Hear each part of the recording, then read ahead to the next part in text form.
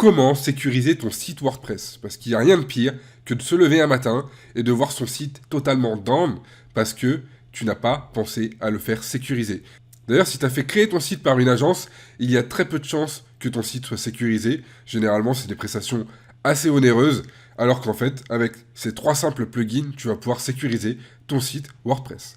Si tu sais pas qui je suis, moi c'est Thomas, je crée des sites sur WordPress depuis plus de 20 ans et le but de cette chaîne, c'est t'aider à créer un site sans être un expert en technique. Si c'est pas encore fait, va checker le lien dans la description, le premier lien en description, et récupère les 19 ressources indispensables pour créer un site WordPress en 2024. Alors maintenant que les présentations sont faites, on va passer sur mon écran et je vais te montrer les 3 plugins à installer et surtout comment les configurer. Donc connecte-toi sur ton interface d'administration de WordPress et tu as juste à suivre étape par étape, tu pourras faire pause sur la vidéo. Moi, je passe sur mon écran et je te montre tout. Alors, on se retrouve tout simplement sur le WordPress, tu sais, celui qu'on a installé dans la vidéo d'avant où je t'ai montré qu'on pouvait créer un site en moins de 10 minutes. Alors, on va aller dans la partie extension, ajouter une extension. Et la première extension à installer, ça s'appelle en-tête HTTP. D'ailleurs, tu vois, elle est ici. Ok. Là, tu fais recherche. Et là, c'est marqué HTTP headers, mais c'est celle-là. Donc là, tu cliques sur installer. Une fois que c'est installé, tu cliques sur activer. Donc maintenant qu'elle est active, on va cliquer sur réglages. On va aller dans sécurité. Et là, c'est là qu'il faut que tu suives bien parce qu'il y a quelques petits réglages à faire. Donc moi, je vais aller regarder sur un autre site où j'ai déjà sécurisé. Et je te montre étape par étape. Donc là, ici, dans Xframe Option, on va aller dans modifier. On va cliquer sur actif et on va mettre Same Origin. Enregistrer les modifications. Ensuite, on va retourner dans sécurité. On va aller dans la deuxième ligne, XSS Protection, modifier, actif. Et là, c'est un mode bloc. Enregistrer. On retourne dans sécurité. Xcontent Type Option, modifier, actif, on laisse sur No Sniff. Enregistrer les modifications. Encore une fois, sécurité. Donc dans Strict Transport Security, on va aller sur modifier, actif. Là, on va aller sur 2 ans. Include subdomain, preload, enregistrer. Et ensuite, on va aller dans XDNS Prefetch Control, modifier, actif et on. Enregistrer les modifications, sécurité, on va retourner dans tableau de bord. Là, il y a un autre petit truc à faire, c'est sur la compression. Donc, on va sur compression. Ici, sur Content Encoding, on fait modifier, actif, Brutally Deflate, et on va cocher toutes les cases. Alors, ne me demande pas pourquoi il n'y a pas une case qui permet de tout sectionner. Il faut tout cocher à la main.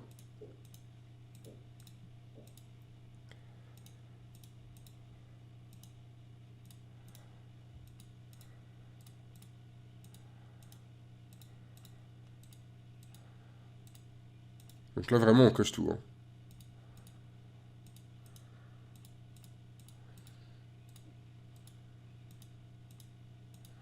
Et une fois qu'on a fait ça, pensez à cliquer sur enregistrer les modifications, parce que sinon tu vas devoir recocher encore une fois toutes les extensions. Donc là, c'est bon pour le premier plugin. Maintenant, on va retourner sur extension, et on va mettre le deuxième plugin. Alors celui-là va te permettre de sécuriser, de t'éviter de se faire pirater sur certaines failles de sécurité. Ça te protège là-dessus.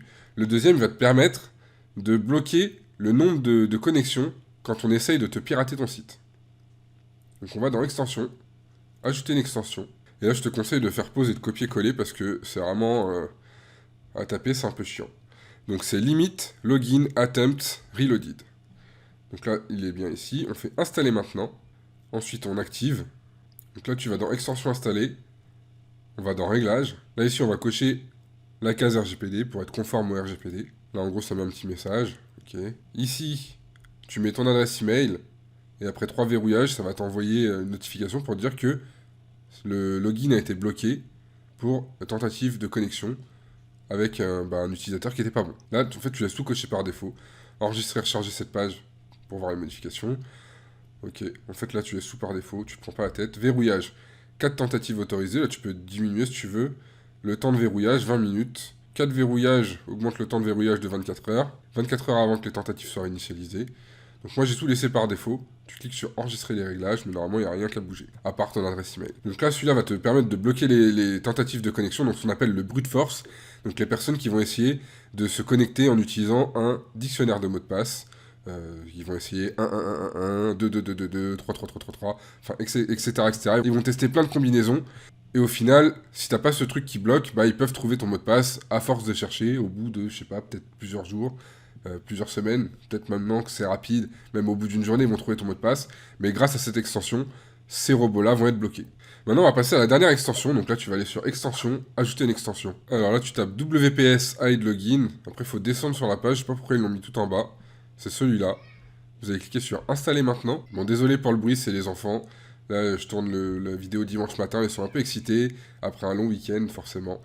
Donc là, on clique sur activer. Une fois qu'il est marqué actif, on retourne dans extension, extension installée. Là, on va aller dans le réglage.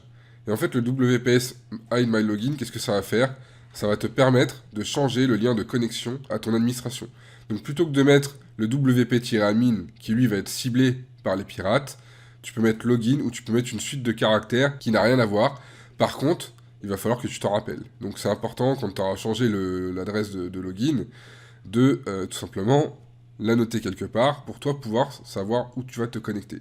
Donc là, je t'invite de ne pas laisser par défaut login. Tu peux être par exemple le nom de ton site ou un truc, je sais pas.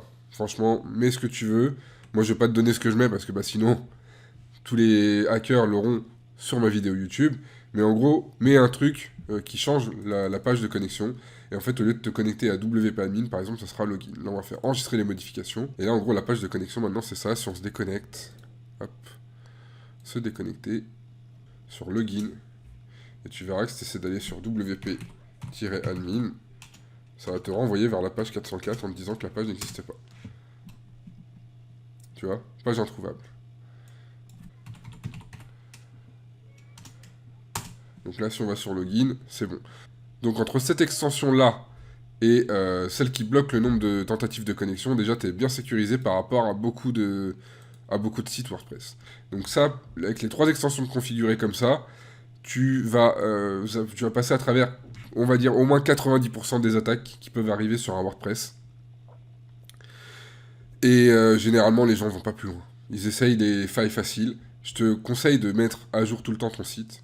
Rien qu'en faisant les mises à jour de WordPress, les mises à jour des extensions, tu auras beaucoup moins de chances de te faire pirater. Mais là, si tu installes et que tu configures ces 3 extensions, crois-moi, ton site ne se fera pas pirater. Donc si cette vidéo t'a plu, si c'est pas encore fait d'ailleurs, abonne-toi. Pense à activer la cloche des notifications pour ne pas manquer mes vidéos. J'en poste une chaque dimanche à 14 h. Et surtout, pour m'aider à me faire connaître, partage cette vidéo autour de toi.